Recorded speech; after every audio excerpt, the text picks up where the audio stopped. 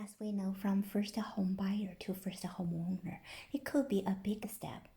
So from this week, I will bring you some new home tips. I want to talk about GFCI outlet. You may find this little outlet here in your bathroom or kitchens, maybe in your garage or outdoor somewhere. What is this little button for? You may not read it easily. The first button says reset.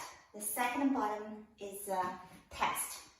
So for example, you will suddenly find your hair dryer not working, or in your kitchen, your blender doesn't work. But others, the electricity, it's okay, just you lost the function for this certain area. So don't be panicked when this happened. You can just simply to press the reset button. Then the power will come in. So let's do the experiment.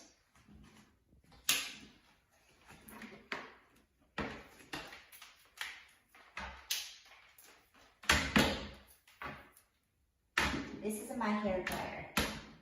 Now, see, no power coming, right? So don't be panicked. We just press the top button. And power is on.